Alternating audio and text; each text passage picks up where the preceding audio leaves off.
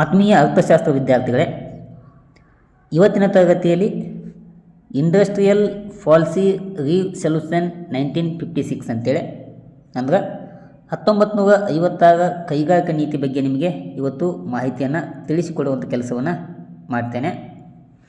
ಈ ಕೈಗಾರಿಕಾ ನೀತಿಗಳು ಎದಕ್ಕೆ ಬೇಕಂತಂದ್ರೆ ಆರ್ಥಿಕ ಅಭಿವೃದ್ಧಿಗೆ ಕೈಗಾರಿಕರಣವು ಪ್ರಮುಖವಾದಂಥ ಅಸ್ತ್ರವಾಗಿರುವುದರಿಂದ ಇಂತಹ ನೀತಿಗಳನ್ನು ಅಳವಡಿಸಿಕೊಳ್ಳುವುದು ಬಹಳ ಪ್ರಮುಖವಾದಂಥ ಅಂಶವಾಗಿರ್ತದೆ. ಆ ಒಂದು ದೃಷ್ಟಿಕೋನವನ್ನು ಇಟ್ಟುಕೊಂಡು ಇಂಡಿಯಾದೊಳಗೆ 1948ರಲ್ಲಿ ಮೊದಲ ಕೈಗಾರಿಕಾ ನೀತಿಯನ್ನು ಘೋಷಣೆ ಮಾಡಲಾಯಿತು. ಅದಾದ ನಂತರ 1956 ಒಳಗೆ ಮತ್ತೊಂದು ಕೈಗಾರಿಕಾ ನೀತಿಯನ್ನು ಘೋಷಣೆಯನ್ನು ಮಾಡಲಾಗಿದೆ. ಈಗ ನಾವೇನು ಮಾಡೋಣ, ಈ ದೇಶದ ಆರ್ಥಿಕ ಅಭಿವೃದ್ಧಿಗೆ ಕೊಡುಗೆ ನೀಡುವಂಥ ಈ ಕೈಗಾರಿಕಾ ನೀತಿಗಳ ಬಗ್ಗೆ, ಅದರಲ್ಲಿ ವಿಶೇಷವಾಗಿ 1956 ಕೈಗಾರಿಕಾ ನೀತಿ ಬಗ್ಗೆ ಸ್ಪಷ್ಟವಾಗಿ ಮಾಹಿತಿಯನ್ನು ಹಂಚಿಕೊಳ್ಳೋಣ. ಪ್ರಾರಂಭದಲ್ಲಿ ಈ 1956 ಕೈಗಾರಿಕಾ ನೀತಿಯ ಉದ್ದೇಶಗಳ ಬಗ್ಗೆ ಚರ್ಚೆಯನ್ನು ಮಾಡಬೇಕಾಗ್ತದೆ. ಅದಕ್ಕೆ ನಾವು ಆಬ್ಜೆಕ್ಟಿವ್ಸ್ ಅಂತ ಕರಿತೀವಿ. ಈ ಇಂಡಸ್ಟ್ರಿಯಲ್ ಪಾಲಿಸಿನ ಮೊದಲ ಉದ್ದೇಶ ಏನಂತಂದ್ರೆ ಇದು ದೇಶದ ಆರ್ಥಿಕ ಅಭಿವೃದ್ಧಿಯನ್ನು ವೇಗವಾಗಿ ಗೊಳಿಸುವುದು. ಎರಡನೇದು ಸಾರ್ವಜನಿಕ ವಲಯವನ್ನು ವಿಸ್ತರಣೆ ಮಾಡೋದು. ಥರ್ಡ್ ಒನ್ ಸಮಾಜವಾದಿ ಮಾದರಿಯ ಆರ್ಥಿಕತೆಯನ್ನು ಸ್ಥಾಪನೆ ಮಾಡುವುದು. 4 ಉದ್ಯೋಗಾವಕಾಶಗಳನ್ನು ಸೃಷ್ಟಿ ಮಾಡುವುದು. 5 ಪ್ರಾದೇಶಿಕ ಅಸಮಾನತೆಯನ್ನು ಕಡಿಮೆಗೊಳಿಸುವುದು. 6th ಒನ್ ರಾಷ್ಟ್ರೀಯ ಭದ್ರತೆಗೆ ಅಗತ್ಯವಾಗಿರುವಂಥ ಕೈಗಾರಿಕೆಗಳನ್ನು ಅಭಿವೃದ್ಧಿಗೊಳಿಸುವುದು. 7th ಒನ್ ಸ್ವಾವಲಂಬನೆಯನ್ನು ಸಾಧಿಸುವುದು. ಇಷ್ಟು ಉದ್ದೇಶವನ್ನು ಇಟ್ಟುಕೊಂಡು 1956 ಇಂಡಸ್ಟ್ರಿಯಲ್ ಪಾಲಿಸಿಯನ್ನು ಘೋಷಣೆಯನ್ನು ಮಾಡಲಾಯಿತು. ಇಲ್ಲಿ ಈ 1900 ಏನಿದು ಕೈಗಾರಿಕಾ ನೀತಿ ಇದೆಯಲ್ಲ, ಇದರ ಪ್ರಮುಖ ಲಕ್ಷಣಗಳೇನು ಅಥವಾ ಅಂಶಗಳೇನಂತೇಳಿ ಈಗ ಒಂದೊಂದಾಗಿ ಚರ್ಚೆಯನ್ನು ಮಾಡೋಣ. ಮೊದಲನೇ ಲಕ್ಷಣ ಅಥವಾ ಅಂಶ, ಸಾರ್ವಜನಿಕ ವಲಯಕ್ಕೆ ಪ್ರಧಾನವಾದಂಥ ಸ್ಥಾನವನ್ನು ಈ ಒಂದು ಕೈಗಾರಿಕಾ ನೀತಿಯು ಒದಗಿಸಿ ಕೊಟ್ಟಿತು. ಅಂದ್ರೆ ಈ ಒಂದು ವಲಯ ಏನಿದೆಯಲ್ಲ, ಇದು ಕಬ್ಬಿಣ ಮತ್ತು ಉಕ್ಕು, ಕಲ್ಲಿದ್ದಲು, ರೈಲ್ವೆ, ಅಣುಶಕ್ತಿ ಮತ್ತು ಮುಂತಾದ ಕ್ಷೇತ್ರಗಳಲ್ಲಿ ಸರ್ಕಾರದ ನೇರ ಹಸ್ತಕ್ಷೇಪ ಹೆಚ್ಚಳ ಆಯಿತು. ಏನೋ ಈ ಸಾರ್ವಜನಿಕ ಕೆಲವೊಂದು ವಲಯಗಳು ಏನು ಬರ್ತಾವಲ್ಲ, ಅದರಲ್ಲಿ ಪ್ರಮುಖವಾಗಿ ಆಗ್ಬೋದು ಕಬ್ಬಿಣ, ಉಕ್ಕು, ಕಲ್ಲಿದ್ದಲು, ರೈಲು, ಅಣುಶಕ್ತಿ ಎಲ್ಲ. ಇಲ್ಲಿ ಸರ್ಕಾರದ ಹಸ್ತಕ್ಷೇಪ ಏನಾಯಿತು, ಹೆಚ್ಚಳ ಆಗ್ತದೆ. ಯಾವ ನೀತಿಯಲ್ಲಿ? 1956 ಕೈಗಾರಿಕಾ ನೀತಿಯಲ್ಲಿ. ಸೆಕೆಂಡ್ ಒನ್ ಯಾವುದು ವಿದ್ಯಾರ್ಥಿಗಳೇ? ಕೈಗಾರಿಕೆಗಳ ತ್ರಿಪಟ್ಟ ವರ್ಗೀಕರಣವನ್ನು ಮಾಡುವಂಥ ಕೆಲಸವನ್ನು ಮಾಡ್ತದೆ. ಅದು ಕೈಗಾರಿಕೆಯನ್ನು ಎ, ಬಿ ಮತ್ತು ಸಿ ಅಂತೇಳಿ 3 ಭಾಗವಾಗಿ ವಿಂಗಡಣೆಯನ್ನು ಮಾಡ್ತದೆ. ಅವು ಯಾವ ಅಂತೇಳಿ ಇಲ್ಲಿ ಮುಂದಿನ ಸ್ಲೈಡ್ ಒಳಗೆ ತಿಳಿದುಕೊಳ್ಳೋಣ. ಇಲ್ಲಿ ನೋಡಿ ವಿದ್ಯಾರ್ಥಿಗಳೇ, ಪಟ್ಟಿ ಎಯಲ್ಲಿ, ಮೊದಲ ಪಟ್ಟಿಯಲ್ಲಿ ಇದು ಸಂಪೂರ್ಣವಾಗಿ ಸಾರ್ವಜನಿಕ ವಲಯಕ್ಕೆ ಮೀಸಲಾಗಿರುವಂಥ ಕೈಗಾರಿಕೆಗಳು ಆಗಿವೆ. ಏನು 17 ಕೈಗಾರಿಕೆ ಬರ್ತಾವಲ್ಲ, ಆ 17 ಕೈಗಾರಿಕೆ ಸಂಪೂರ್ಣವಾಗಿ ಸರ್ಕಾರದ ಒಡೆತನದಲ್ಲಿ ಕಾರ್ಯವನ್ನು ನಿರ್ವಹಿಸ್ತಾವೆ. ಅಂಥವು ಯಾವ ಅಂತಂದ್ರೆ, ಒಂದನೇದು ಅಸ್ತ್ರಶಸ್ತ್ರ ಮತ್ತು ಗುಂಡುಮದ್ದು, ಅಣುಶಕ್ತಿ ಉದ್ಯಮ, ರೈಲ್ವೆ ಸಾರಿಗೆ, ವಿಮಾನ ನಿರ್ಮಾಣ, ಹಡಗು ನಿರ್ಮಾಣ, ಕಬ್ಬಿಣ ಮತ್ತು ಉಕ್ಕು, ಕಲ್ಲಿದ್ದಲು, ಖನಿಜ ತೈಲ, ವಿದ್ಯುತ್ ಉತ್ಪಾದನೆ ಮತ್ತು ವಿತರಣೆ. 10 ಟೆಲಿಫೋನ್, ಟೆಲಿಗ್ರಾಫ್ ಮತ್ತು ತಂತಿ ಸಂವಹನ. 11 ರಕ್ಷಣಾ ಉದ್ದೇಶದ ಕೈಗಾರಿಕೆಗಳು. 12 ಅಣು ಇಂಧನ ಉತ್ಪಾದನೆ. 13 ಭಾರೀ ಯಂತ್ರೋಪಕರಣಗಳು. 14 ಭಾರೀ ವಿದ್ಯುತ್ ಉಪಕರಣಗಳು. 15 ರೈಲ್ವೆ ಇಂಜಿನ್ ಮತ್ತು ಬೋಗಿಗಳ ನಿರ್ಮಾಣ. 16 ವಿಮಾನ ನಿಲ್ದಾಣ ಮತ್ತು ವಿಮಾನ ಸಾರಿಗೆ ಸಂಬಂಧಿತ ಕೈಗಾರಿಕೆಗಳು. 17 ಯುದ್ಧ ನೌಕೆ ಮತ್ತು ರಕ್ಷಣಾ ಹಡಗುಗಳು. ಓಕೆನಾ? ಇದು ಎ ಪಟ್ಟಿಯಲ್ಲಿ ಬರುವಂಥ ಪ್ರಮುಖ 17 ಕೈಗಾರಿಕೆಗಳು ಆಗಿವೆ. ಈ 17 ಕೈಗಾರಿಕೆ ಏನು ಬರ್ತಾವಲ್ಲ, ಈ ಕೈಗಾರಿಕೆಯಲ್ಲಿ ಖಾಸಗಿ ವಲಯಕ್ಕೆ ಯಾವುದೇ ಒಂದು ಅವಕಾಶ ಇರಲಿಲ್ಲ. ಇವು ಸಂಪೂರ್ಣವಾಗಿ ಸರ್ಕಾರದ ಒಡೆತನಕ್ಕೆ ಸಂಬಂಧಪಟ್ಟಂಥ ಪ್ರಮುಖ 17 ಕೈಗಾರಿಕೆಗಳು ಆಗಿತ್ತು. ಇದು ಎ ಪಟ್ಟಿಯಲ್ಲಿ ಬರುವಂಥ ಕೈಗಾರಿಕೆಗಳು. ಇದಾದಮೇಲೆ ಇನ್ನು ಪಟ್ಟಿ ಬಿ ಬಗ್ಗೆ ಇಲ್ಲಿ ಗಮನಿಸೋಣ. ಪಟ್ಟಿ ಯಾವುದು? ಬಿ ಪಟ್ಟಿ. ಈ ಬಿ ಪಟ್ಟಿಯಲ್ಲಿ ಸಾರ್ವಜನಿಕ ವಲಯ ಪ್ರಾಬಲ್ಯದ ಕೈಗಾರಿಕೆಗಳು ಆಗಿರ್ತಾವೆ.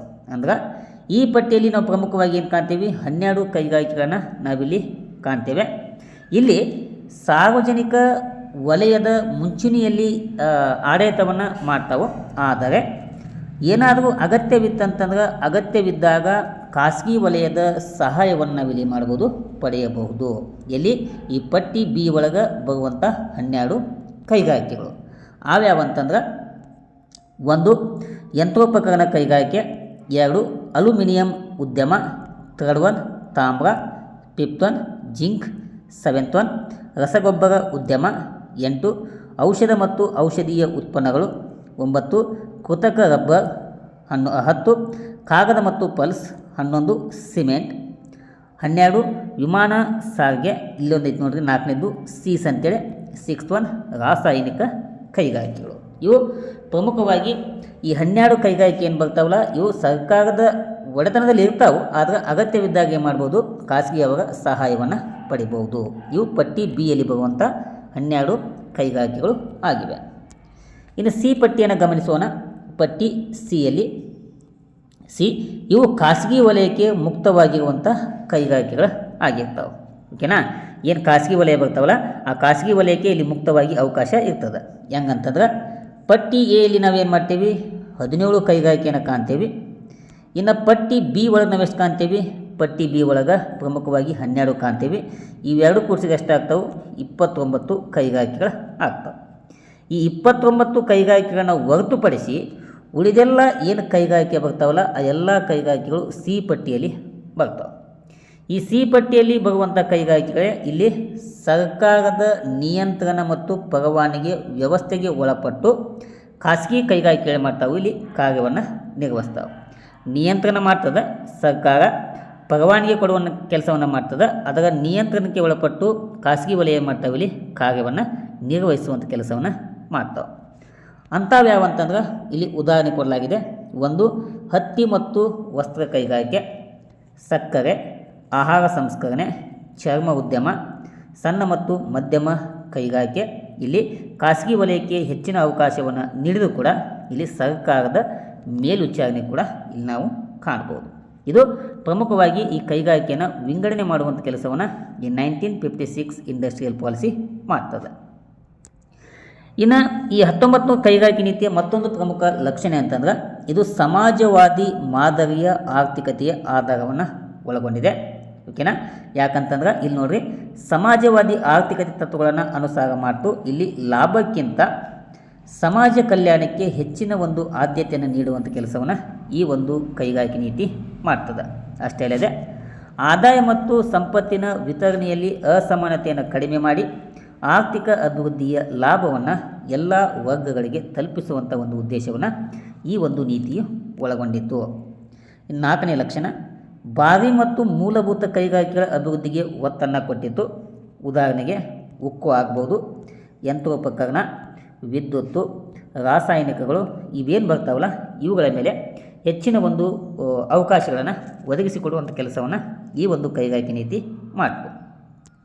5 ಖಾಸಗಿ ವಲಯಕ್ಕೆ ಅವಕಾಶವನ್ನು ಮಾಡಿಕೊಡ್ತದೆ. ಅದು ಎಂಥದ್ದು ನಿಯಂತ್ರಿತ ಅವಕಾಶವನ್ನು ಮಾಡಿಕೊಡ್ತದೆ. ಅಷ್ಟೇ ಅಲ್ಲದೆ 6th ಒನ್ ಕೈಗಾರಿಕಾ ಪರವಾನಗಿ ವ್ಯವಸ್ಥೆಯನ್ನು ಅನುಷ್ಠಾನಕ್ಕೆ ತರ್ತದೆ. ಅಂದ್ರೆ ಕೈಗಾರಿಕೆಗಳನ್ನು ಸ್ಥಾಪನೆ ಮಾಡೋದಾಗ್ಬೋದು, ವಿಸ್ತರಣೆ ಮಾಡೋದಾಗ್ಬೋದು ಮತ್ತು ಉತ್ಪಾದನೆ ಸಾಮರ್ಥ್ಯಕ್ಕೆ ಸಂಬಂಧಪಟ್ಟಂತಹ ಯಾವುದೇ ಕೆಲಸ ಆಯ್ತಂದ್ರೆ ಇಲ್ಲಿ ಸರ್ಕಾರದ ಪರವಾನಗಿಯನ್ನು ಪಡೆಯುವುದು ಕಡ್ಡಾಯ ಆಗಿತ್ತು.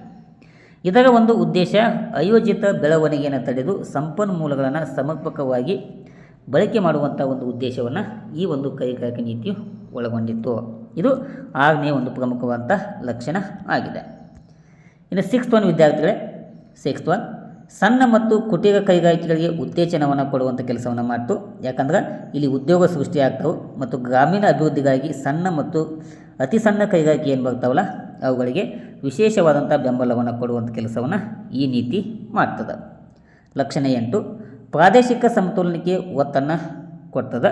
ಯಾಕಂದ್ರೆ ಇದು ಪ್ರಮುಖವಾಗಿ ಹಿಂದುಳಿದ ಪ್ರದೇಶಗಳಲ್ಲಿ ಕೂಡ ಸ್ಥಾಪನೆ ಆಗಬೇಕು ಎಂಬ ಉದ್ದೇಶವನ್ನು ಇಟ್ಕೊಂಡು ಈ ಒಂದು ಕೈಗಾರಿಕೆ ನೀತಿಯನ್ನು ಅನುಷ್ಠಾನಕ್ಕೆ ತರುವಂಥ ಕೆಲಸವನ್ನು ಮಾಡ್ತದೆ.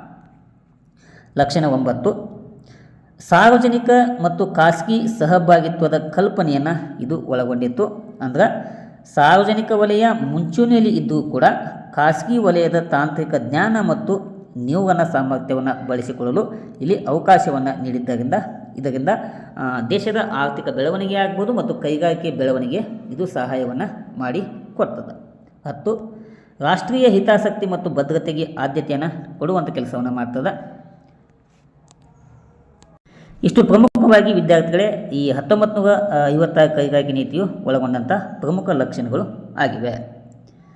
ಇನ್ನು ಮುಂದಿನ ಮಾಹಿತಿ ಅಂತಂದ್ರೆ 1956 ಕೈಗಾರಿಕೆ ನೀತಿಯ ಮಹತ್ವ ಏನಂತಂದ್ರೆ ಇಂಪಾರ್ಟೆನ್ಸ್ ಆ್ಯಂಡ್ ಅಚೀವ್ಮೆಂಟ್ಸ್ ಏನಂತಂದ್ರೆ, ಒಂದನೇದು ಇದು ಭಾರೀ ಕೈಗಾರಿಕಾ ಆಧಾರವನ್ನು ನಿರ್ಮಾಣ ಮಾಡಲು ಸಹಾಯವನ್ನು ಮಾಡಿಕೊಡ್ತದೆ.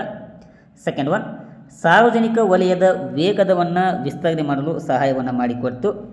ಆಮೇಲೆ ಸ್ವದೇಶಿ ಕೈಗಾರಿಕೆಗಳಿಗೆ ರಕ್ಷಣೆ ಕೊಡುವಂಥ ಕೆಲಸವನ್ನು ಮಾಡ್ತು. ಆಮೇಲೆ ಉದ್ಯೋಗಾವಕಾಶವನ್ನು ಹೆಚ್ಚಿಸಲು ಈ ಒಂದು ಕೈಗಾರಿಕೆ ನೀತಿ ಸಹಾಯವನ್ನು ಮಾಡಿದೆ. ಇನ್ನು ಅತಿ ಪ್ರಮುಖ ಅಂತಂದ್ರೆ ದೇಶದ ಆರ್ಥಿಕ ಸ್ವಾವಲಂಬನೆಗೆ ಬಲವನ್ನು ನೀಡುವಂಥ ಕೆಲಸವನ್ನು ಮಾಡ್ತದೆ ಮತ್ತು ಮೂಲಭೂತ ಸೌಕರ್ಯವನ್ನು ಅಭಿವೃದ್ಧಿಗೊಳಿಸುವಂಥ ಕೆಲಸವನ್ನು ಈ 1956 ಕೈಗಾರಿಕೆ ನೀತಿ ನಮಗೆ ಸಹಾಯವನ್ನು ಮಾಡಿ ಕೊಡ್ತದೆ. ಮತ್ತಿಷ್ಟೆಲ್ಲ ಮಹತ್ವ ಮತ್ತು ಲಕ್ಷಣಗಳನ್ನು ಒಳಗೊಂಡಿದ್ದು ಕೂಡ ಇದರ ದೋಷಗಳನ್ನು ನಾವಿಲ್ಲಿ ಗಮನಿಸಬೇಕಾಗ್ತದೆ.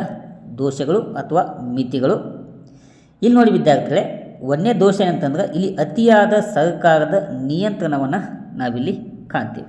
ಏನ್ರಿ, ಅತಿಯಾದ ಸರ್ಕಾರದ ನಿಯಂತ್ರಣ ಇಲ್ಲಿ ಕಾಣ್ತೀವಿ. ಆಮೇಲೆ ಖಾಸಗಿ ವಲಯದ ಕುಂಠಿತ ಬೆಳವಣಿಗೆ ಕಾಣ್ತದೆ ಮತ್ತು ಕಾರ್ಯಕ್ಷಮತೆಯ ಕೊರತೆ ಕೂಡ ಕಾಣ್ತದೆ ಮತ್ತು ಸಾರ್ವಜನಿಕ ವಲಯದಲ್ಲಿ ನಷ್ಟದ ಘಟಕಗಳ ಪ್ರಮಾಣ ಹೆಚ್ಚಳ ಆಗ್ತದೆ. ಏನ ಇಷ್ಟು ಮಿತಿಗಳನ್ನು ಈ ಒಂದು ಕೈಗಾರಿಕೆ ನೀತಿ ಒಳಗೊಂಡಿದೆ. ಏನ ಇದು ಇಲ್ಲೇನು ಮಾಹಿತಿ ಇದೆಯಲ್ಲ, ಇದನ್ನು ನೀವೇ ಮಾಡಬೇಕು ವಿದ್ಯಾರ್ಥಿಗಳೇ, ಉಪಸಂಹಾರದಲ್ಲಿ ಬರೆಯುವಂಥ ಕೆಲಸವನ್ನು ವಿದ್ಯಾರ್ಥಿಗಳು ಮಾಡಬೇಕು. ಏನ ಇಷ್ಟು 1956 ಇಂಡಸ್ಟ್ರಿಯಲ್ ಪಾಲಿಸಿಯ ಪೀಠಿಕೆ, ಅರ್ಥ, ಉದ್ದೇಶಗಳು ಮತ್ತು ಲಕ್ಷಣಗಳು, ಮಹತ್ವ ಮತ್ತು ಲಿಮಿಟೇಷನ್ ಬಗ್ಗೆ ನಿಮಗೆ ಮಾಹಿತಿಯನ್ನು ಹಂಚಿಕೊಡುವಂಥ ಕೆಲಸವನ್ನು ಮಾಡಿದ್ದೇನೆ. ಏನ ವಿಡಿಯೋ ಇಷ್ಟ ಆಗಿತ್ತಂದ್ರೆ ಲೈಕ್ ಮಾಡಿರಿ, ಶೇರ್ ಮಾಡಿರಿ ಮತ್ತು ಚಾನಲ್ಗೆ ಸಪೋರ್ಟ್ ಮಾಡ್ಬೇಕಂತೇಳಿ ತಮ್ಮಲ್ಲಿ ಕೇಳ್ಕೊತಾ ಈ ತರಗತಿಯನ್ನು ಇಲ್ಲಿಗೆ ಮುಗಿಸ್ತೇನೆ. ಥ್ಯಾಂಕ್ ಯು, ನಮಸ್ಕಾರ.